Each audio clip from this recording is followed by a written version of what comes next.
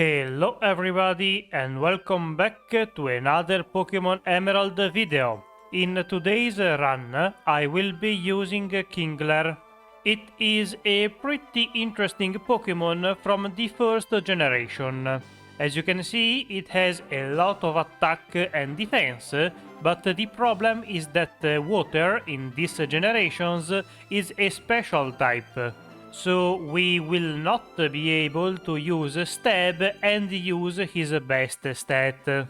Anyway, for the rules, I can only use my starter in combat, I can't use items from my bag in battle, I can't raise my evasion in any way, and I can't use cheats or glitches. I'm not sure if I have ever used Kingler. I only remember the scene at the start of Pokémon Mystery Dungeons Explorers of the Sky, where on the beach there are a bunch of crabbies making bubbles. Getting back at the game at hand, after picking up our Kingler, we can see that I got a somewhat unfortunate nature. It lowers my attack, which means that I will not do as much damage as I would be hoping. Kingler's starting moveset is fine. It has a stab move in Bubble, but the low base power and low special attack will mean that it will not do much damage, but I think it will still be very useful for Roxanne. The other move that we can start with is Vice Grip, which is the generic normal type physical attack, which is not anything to write home about, but it's more than enough to get through the first few fights. After rescuing the guy in the forest from the Team Aqua Grant, we can reach the first major town, where we have to take on Roxanne. I did level a couple of times more, but I got nothing interesting. The only other useful move is at level 23, but that's very far away, so for now I took her on with the Bubble. It is surprisingly effective against her first two Geodudes, but it does lack some power when I'm fighting Nosepass. At least since my physical defense is quite high too, his rock moves are not going to do much damage to me either, and so even though it's a somewhat long match, we can come out on top without too many issues. To be fair though, if she got a couple of crits, things might have gone a bit differently. After finishing off Nosepass and defeating Roxanne, therefore getting the first badge, we have to do some stuff around town, like the side quest of rescuing Pico from the Team Aqua Grant. At this point, you are generally very overleveled compared to his Pochiena, so more often than not, you will one-shot that guy. After rescuing the old man's Pico, we can go back and try to leave the town, but before we can do so, we can take on the optional match against our rival May. Since I gave her Trico as the starter, this fight is slightly dangerous because now her starter Pokémon has Absorb. Unfortunately for her, I can one-shot her before she can use it. Next there should be Brawly, but since my only decent attack is physical, I preferred to not mess with him right now. Instead I went to Slateport, where I have to take down some more Team Aqua Grants. These guys are not particularly powerful, a Vice Grip can one-shot all of their Pokémons. Sure, it's a contact, so I will take a tiny bit of damage from Rough Skin, but it's nothing to worry about. Next, I have to defeat a bunch more trainers to get many levels to get ready for the next May fight. This one is very dangerous because now she has evolved her starter into a Grovyle. Fortunately, it still only knows Absorb, but as you can see, it does a sizable chunk of my HP with one attack. After defeating her, we can make our way to the next town, where in Mobile we have to defeat the gym leader Wattson. This guy should be a problem, and I was a bit worried about him, but then Kingler learned Mud Shot. Not sure why he can learn that, but it's very useful. With that move I am able to one-shot all of their Pokémons, minus Manectric, but it wastes his turn setting up, so I can finish it off the next one. So thank you very much Game Freak for the random ground move in the middle of the learn set. Moving on, now that we can explore the rest of the mainland, we can reach the Meteorfall Cave, where we find the two teams having a bit of a discussion. Here we are informed about Max's plan to activate the volcano to release Groudon. That would cause a lot of damage, so we climb the volcano and challenge him to a fight. Since I am a physical attacker, Mightyana's Intimidate should be very annoying. But once again, the Hypercutter ability is extremely useful and allows us to completely negate that ability. And so, since I have my attack still intact, I can stomp all over his team and defeat him with ease. Now that we have stopped his plan, we can go down the volcano and take on the next challenge. Gym leader Roxanne uses fire types, so it's not going to be a very fun day for her. At this point, I am very much not sure whether Bubble or Stomp is better. But then, since Camerupt used Sunny Day and lowered the power of water moves even more, I am sure now Stomp does more damage. I could have used Mud Shot for the super effective, but between the lower accuracy, more power of Stomp, and flinches, I think I made the right choice. Once Flannery is defeated, it's time to backtrack and take care of Brawly that we skipped earlier. His team is still at the same level, so I do not have much trouble defeating them. One Stomp is more than enough to one-shot all of his Pokémons, so in no time we can acquire this badge too. Now that we have all the first 4 badges, we have to go back a tiny bit more and challenge our dad Norman for the 5th badge. His team is a bit more serious. Stomp cannot defeat them in one hit, so things might get a bit hairy. The only thing that is somewhat saving me here is that Stomp has a very high flinch chance, so even though I may not one-shot them, I will make them skip their turns. Instead, to be honest, the thing that helped me the most is the crits that I got with the Stomp. For Slacking, since I know he will love to use the counter strategy, I went for Bubble every time he could move, so that counter would fail, and instead used the physical attacks whenever he needed to recover. The fight took quite a while, considering the very low damage from Bubble and the somewhat low damage from my physical attacks. Then again, Slacking has more than legendary stats, so it's normal I am not able to defeat him very fast. In the end, I almost lost since he went on the offensive, but I could defeat him before he could do the same to me. By defeating this gym, we are given the Surf HM, and of course I will teach it to Kingler just to have a slightly stronger stab move.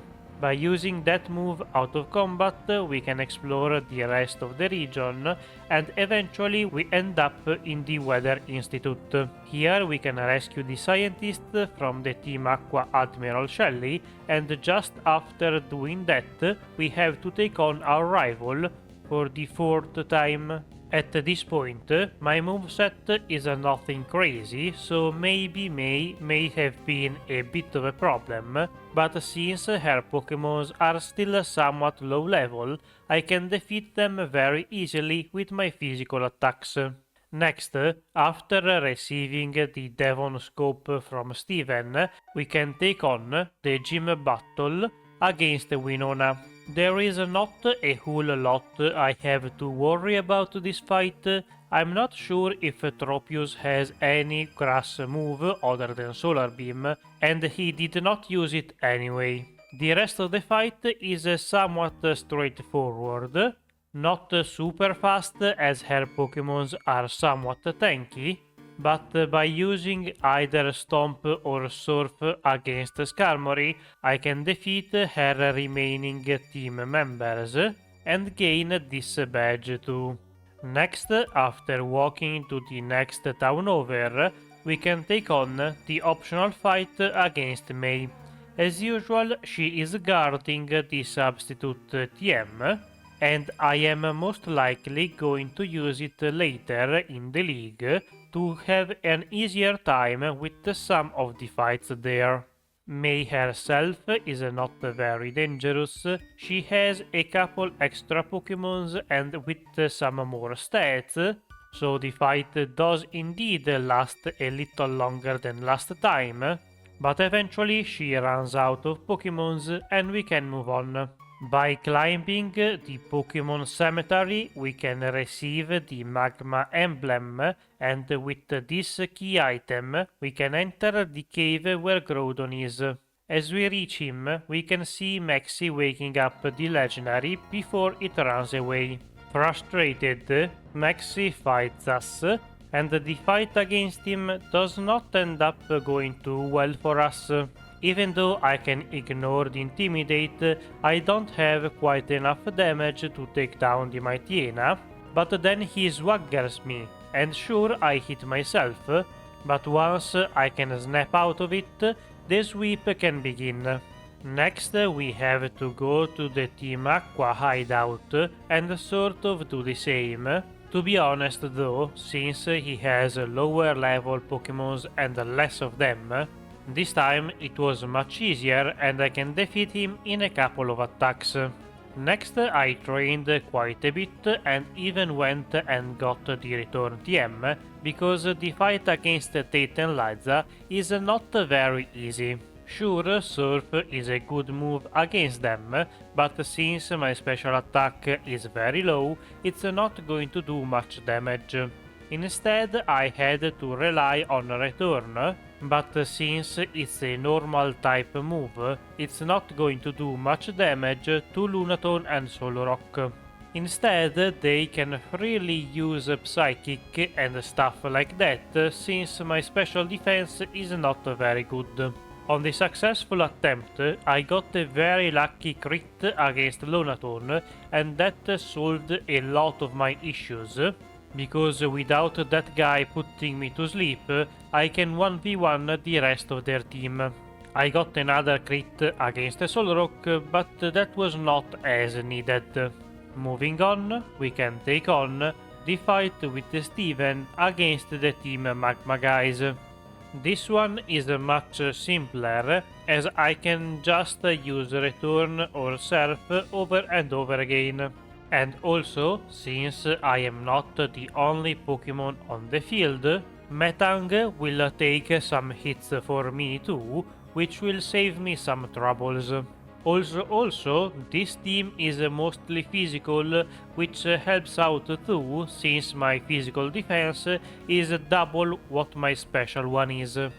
There are still some annoying things, mostly the confusion from Crobat and Golbat, but once those guys come out, I switch to the physical moveset, since my attack did not get lowered by the Intimidates. The fight is a bit messy, as I'm not really able to defeat all of Maxie's Pokémons like I usually do, but eventually we can take down all of their Pokémons and move on from this island. After that fight, we are given the Dive HM, which we have to immediately use to reach Archie. His team is more of the same really, as I can just spam return since it is not resisted by anything. Surprisingly, Crobat survives a hit, but instead of going for confusion, he just deals some damage to me. Once we have defeated the leader of the Team Aqua, the red orb in his pocket activates on its own and wakes up Kyogre. Now that both of the legendaries are live, the weather in the region has become a mess, and to stop all of that situation, we have to go ask Rayquaza for help. The third legendary is very responsible and puts an end to the Kyogre-Groudon fight very quickly. After we have rescued the world, we can take on the last gym in the region. Juan specializes in water types, which is fine. Today I don't have and I will not be able to have any super effective move against them. I guess I could have checked what type Hidden Power was, but considering that both electric and grass are special in this game, even if Hidden Power was max damage grass, I'm not sure if it would be worth it. Anyway, Juan is not too troublesome. Return can make quick work of his Pokémons thanks to my still high attack.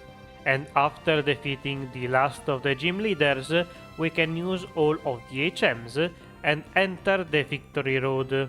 Here we are soon stopped by Wally, who challenges us to a duel. I am not too worried about his team.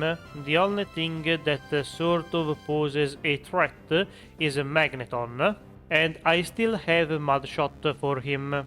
Surprisingly though, he hard switches it in, and with just 2 returns, the magnet is defeated. Now that that guy is gone, the rest of the team is much easier to deal with, and by just spamming return, I can get through his team in no time at all.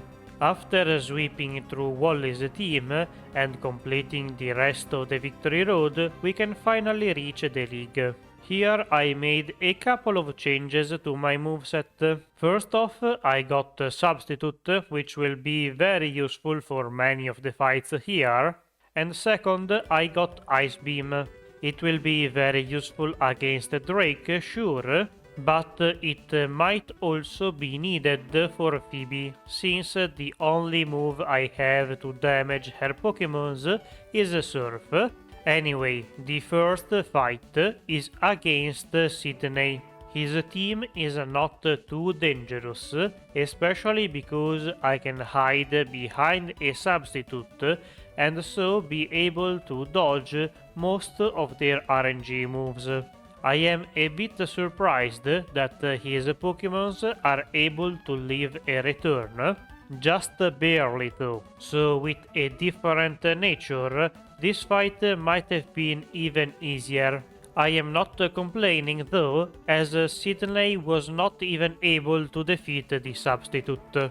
Phoebe might be a bit more challenging though. Her Pokémons are Ghost type, and so I cannot hit them with return. Instead, I have to use either Surf or Ice Beam to defeat them. By using Substitute, I can block the curse, so at least I do not have to worry about that. Phoebe already does better than Sidney, as she is able to defeat the Substitute with a Thunderbolt from Banette. The main thing I was worried about in this fight was running out of PPs, and that's why I also equipped the Leppa Berry. Ultimately, I don't think it was really needed, but it's better to be safe than sorry, especially because Sableye can really mess you up if he manages to set up multiple double teams. After a few more surfs, the last of Phoebe's team falls too, and we can move on to the third Elite Four. Glacia is somewhat dangerous. This time I don't have any great move to deal with her, and considering that her Pokémons are somewhat tanky, I ended up losing once to her. In the second attempt, I tried to defeat Celio immediately so that it could not set up hail, because the weather condition will deal chip damage to me even behind the substitute. It is not enough to kill you, but considering that I will spend a lot of turns against her, every little bit of HP might end up mattering. I was able to keep my substitute alive for quite a while. That is quite useful, as I'm sure it will block more damage than what it costed in HP, and also I do not have to worry about any freezes.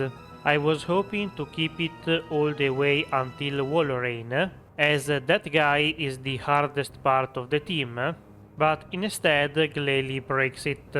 I could have used another one, that might have been a good idea, but instead I tried to go all in. The hail finally stops as Walrein comes in, and as you'll see, this is extremely clutch, because I just barely miss the kill, but also leave myself with a sliver of HP. Even one more turn of hail might have been enough to defeat me. Last but not least, for the Elite Four challenges, it's a Drake.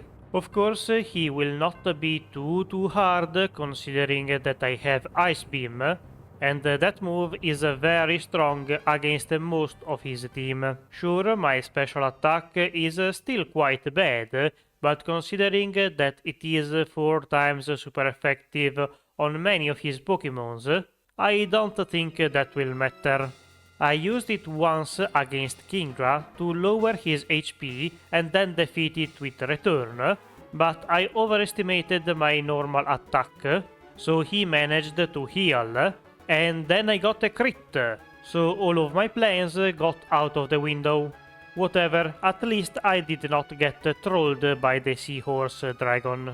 The rest of Drake's Pokémons end up being defeated by Ice Beam, and so, with that, we are finally at the last fight of the game. Wallace might be hard, as I don't have anything super effective. In the first attempt, I got toxicked and then eventually withered out.